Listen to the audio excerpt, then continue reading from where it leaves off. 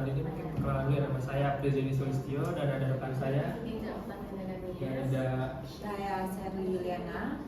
Pada kesempatan kali ini kami ingin menanyakan salah satu pemberitaan yang lagi hot nih, lagi banyak dibicarakan, yaitu tentang pemboikotan di Trans7 gitu kan. Ya. Nah, saya ingin nanya-nanya sedikit nih kepada Pak Nurholis nih, yang mana kan mungkin bisa bertanggung jawab, kan pernah bekerja di Trans7 gitu kan, sebagai orang yang memang bekerja di yayasan juga kan.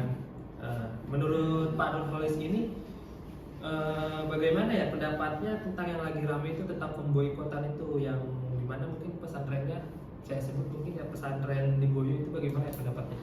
Oke, baik. Bismillahirrahmanirrahim. Menurut saya kita mengerucut dulu ya tentang pesantren Lirboyo. Jadi pesantren Lirboyo itu pesantren salah satu tertua di Indonesia. Ya, didirikan tahun 1910.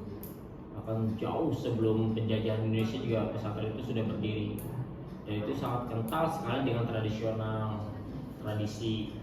ya.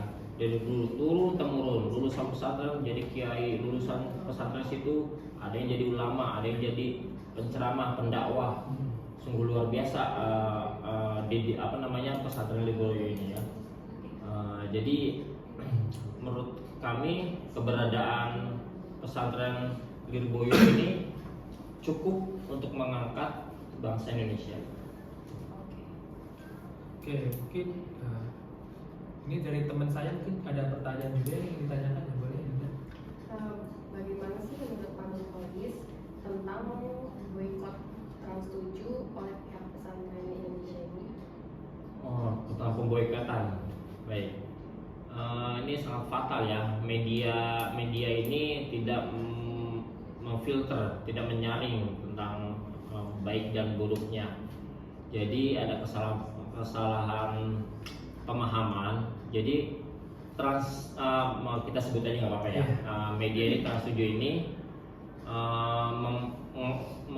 di media expose ya, masalah media expose sedikit agak menghina pesantren Lirboyo. Dimana di situ kita melihat sendiri tayangannya itu minum susu berjongkok, terus bagi-bagi uang, terus jeruk ya, yang lagi rame. Ya, terus santrinya membersihkan rumah pimpinannya. Padahal itu kita tahu ya, rumah pimpinan itu rumah pribadi gitu ya, beda sama pesantren. Terus ada hukuman santri yang kalau melanggar dia harus kerja dengan tukang membangun gedung. Nah, itu kan secara itu salah, karena santri itu tidak punya keahlian untuk seperti tukang gitu kan, harusnya ngebangun bata, semen. Akhirnya terjadilah kasus kemarin itu rubuh gedung di Jawa Timur ya, Jawa Tengah tuh. Situ. Nah, mengerucut ke masalah tadi pemboikotan, sebetulnya itu santri benar ya, santri itu cara mendidiknya karena tradisional, dari turun menurun seperti itu. Memang cara didiknya agak mungkin bagi santrinya itu untuk dididik, tapi orang luar melihatnya itu kekerasan. Jadi menurut saya pemboikotan itu ya sah-sah saja kalau memang sesuai dengan rulesnya, aturannya yang berlaku. Kita berdialog, bermediasi gitu kan dengan pihak trans gitu ya. Yang penting jangan dengan kekerasan. Ada prosedurnya, ada prosedur lah gitulah ya ibaratnya ya. Oke. Mungkin ada satu pertanyaan lagi nih dari teman saya yang terakhir. Pak Nurholis, menurut Bapak benar atau salah sih cara mendidiknya pesantren itu ke muridnya?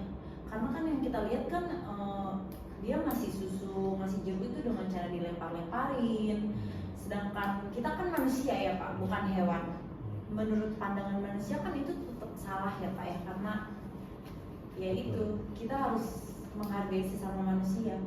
Baik. Oke, di sini memang kurang beretika juga ya cara mendidik pesantren ini, karena mereka menganggap kiai itu sebagai wadah bagi para santri ini. Jadi terlalu dipuja-puja kiai ini. akhirnya sampai tunduk, salim, apa segala. Sedangkan dalam kita sesama manusia itu tidak boleh tunduk pada manusia, hanya tunduk yang kepada Maha Kuasa gitu kan. Artinya kita hanya takzim ya kan sama pada guru kiai kita, karena kita berguru menuntut ilmu gitu kan. Di zaman dahulu kala itu pesantren-pesantren itu memang seperti itu ya kan, kepada kiai kita nunduk gitu kan. Cuman mengikuti perkembangan zaman itu mereka itu apa ya istilahnya, tidak mau terbuka dengan teknologi baru gitu loh, tetap maunya tradisional. Nah, akhirnya tergerus lah gitu kan kepada pemahaman radikalisme. Akhirnya menurut saya pribadi mungkin itu kurang etis ya dengan cara seperti itu, karena tidak memanusiakan manusiawi gitu, tidak memanusiakan manusiawi gitu kan. Artinya menurut saya perlu dirubah cara untuk berada adabnya gitu, cara guru dengan murid gitu kan.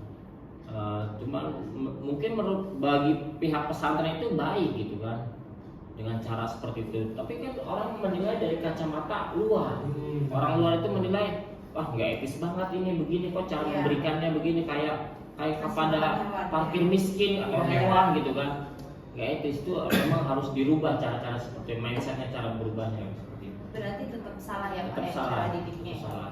Bukan kami sebagai tim media kita mendukung ya, bukan, kita netral gitu kan sebagai ini menilai. Jadi media itu realita, tapi ya begitu pihak pesantren mau minta maaf gitu loh, seperti itu. Padahal faktanya memang seperti itu. Oke baik Pak Nurholis, terima kasih atas kesempatan wawancaranya. Mungkin kesimpulannya ya, kita di sini tidak menengahi siapapun untuk ke pesantrennya atau kepada pihak kelas 7-nya, medianya ya. Cuman mungkin kan persepsi penilaian orang beda-beda ya, mungkin pendapat orang pun beda-beda kan ya Pak Nurholis. Misalkan kayak mungkin ya ini pendapat Pak Nurholis gitu kan, dan saya pun mungkin memiliki pendapat masing-masing. Jadi kita di sini tuh tidak mendukung tim ini dan tidak mendukung tim ini. Jadi ya intinya persepsi orang itu pasti dan pendapat orang itu beda-beda. Oke. Terima kasih atas waktu dan kesempatannya Pak Nurholis. Sama-sama. Terima kasih.